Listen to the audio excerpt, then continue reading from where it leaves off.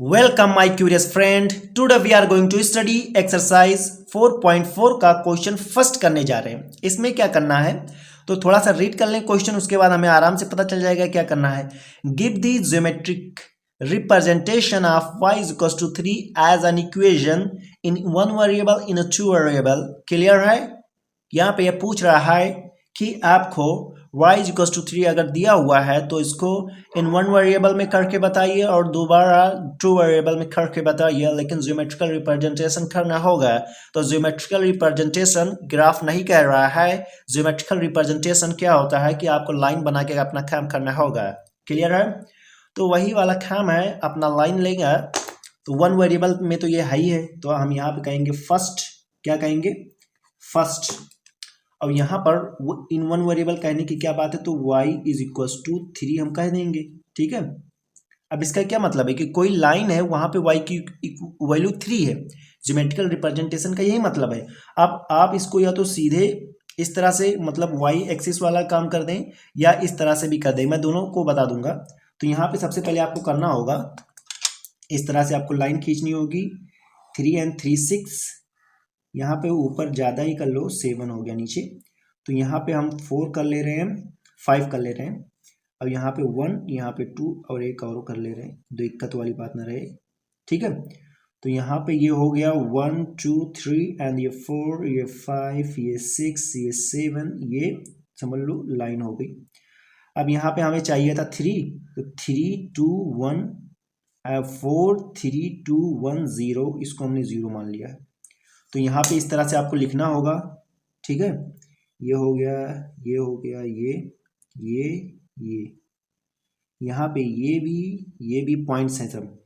यहाँ पे इसको हमने 0 माना, इसको -1 -2। ठीक है, क्योंकि नीचे क्या होता है, ओरिजिन से नीचे इधर माइनस में और इधर 1 2 3 4। तो हमारा आंसर क्या है?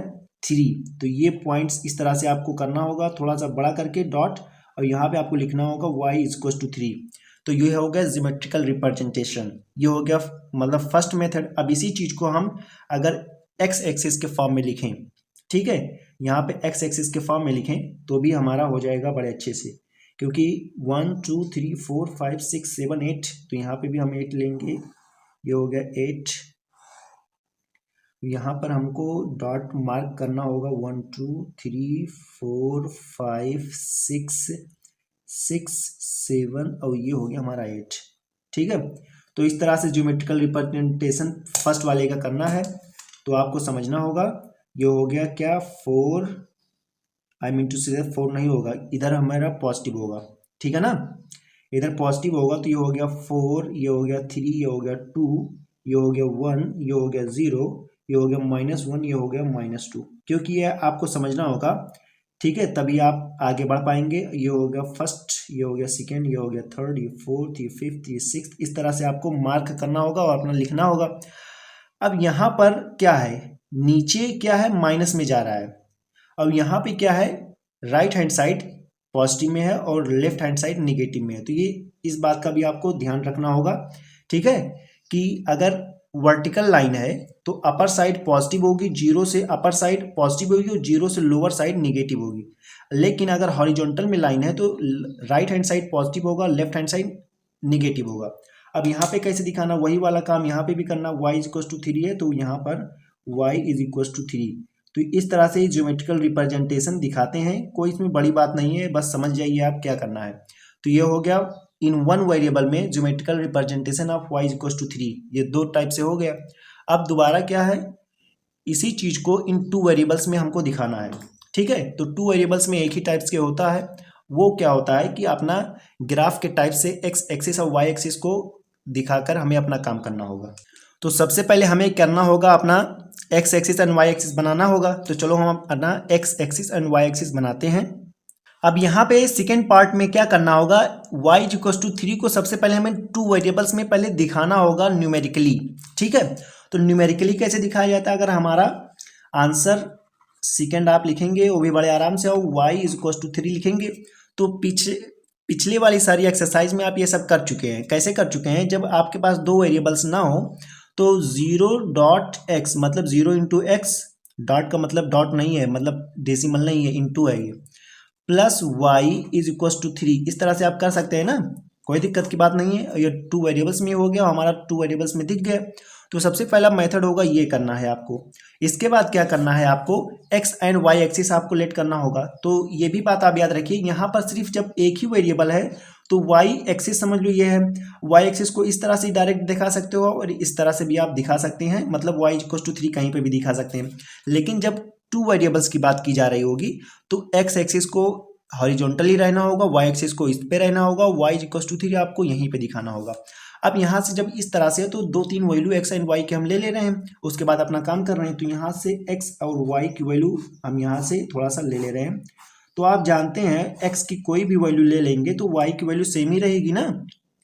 अब यहाँ पे मैं अगर एक्स की वैल्यू 1 रखूँ, बताओ, एक्स की वैल्यू सबसे पहले 0 रखूँ तो y की वैल्यू 3 आएगी, क्योंकि ये 0 से मल्टीप्लाई होगा, y इज इक्वल टू 0 तो 0 multiply y is equal to 3। अगर y की value, I mean to say that x की वैल्यू 1 ले लूँ तो y की वैल्यू तब भी 3 रहेगी।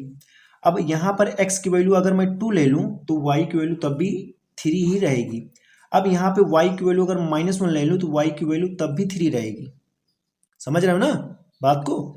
अब यहाँ पे अगर y की वैल्यू मैं -2 ले लूँ तब भी y की value, I mean to say that plus का 3 ही रहेगा। समझ रहे हो ना, कोई चेंज नहीं होगा, क्योंकि y यहाँ पर x की वैल्यू मैं कुछ भी ले लूँ, -1 यहाँ पे रखूँगा, इससे मल्टीप्लाई होके 0 पूरा 0, y इक्वल टू 3 आएगा। x की वैल्यू -2 रखूँ तब भी पूरा ये 0 हो जाएगा, y की वैल्यू सिर्फ प्लस का 3 आएगा। अब इसको प्लॉट कैसे किया जाता है, तो y की वैल्यू हर जगह पे 3 आ रही है, अगर 0 है तब 3 है, तो यहाँ पे तो ये है, मतलब समझ गए ना। अब अगर x की वैल्यू 1 है तो y की वैल्यू तब भी 3 है, यहाँ पे आ रहा है, ठीक है। 2 है तब भी ये यहाँ पे आ रहा है, मतलब इसी के क्या है, एकदम लाइन में आ रहा है। अगर y की वैल्यू 3 रखोगे तो ये यहाँ पे आएगा। अब x की वैल्यू अगर -1 रखेंगे तब भी ये पॉजिटिव में आएगा, x की वैल्यू -2 रखेंगे तब भी ये इधर आएगा, मतलब ये कांस्टेंट y की वैल्यू हमेशा रहेगी और इस वाले x एक्सिस के पैरेलल रहेगी, ठीक है। तो ये बताने का मतलब था, क्लियर है। तो इस तरह से ये बनेगा हमारा लाइन और इस पे हम लिख देंगे y इज इक्वल टू 3, ये बन गया, ठीक है। ये क्या है, इसके पैरेलल है, क्योंकि y इज इक्वल टू 3 है, y इज इक्वल टू 3 सिर्फ एक ही वेरिएबल का अगर वैल्यू दिया है तो समझ लो कांस्टेंट लाइन है, क्लियर है। और वो लाइन क्या होगी, दूसरा जो x एक्सिस है, अगर y की वैल्यू दी है तो x एक्सिस के पैरेलल होगी।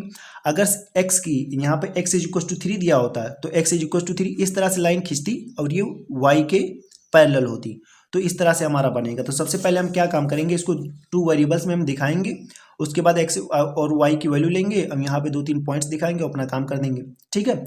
यहाँ पे आप लिख सकते हैं 0,3, यहाँ पे आप लिख सकते हैं कि 1,3, यहाँ पे आप लिख सकते हैं 2,3, इस तरह से आप लिख सकते हैं। यहाँ पर -1,3 -2,3, ये हो गया। ये हमारा फर्स्ट जो क्वेश्चन है इसका आंसर हमारा कंप्लीट हो गया है, ठीक है। तो I hope you enjoy answer first.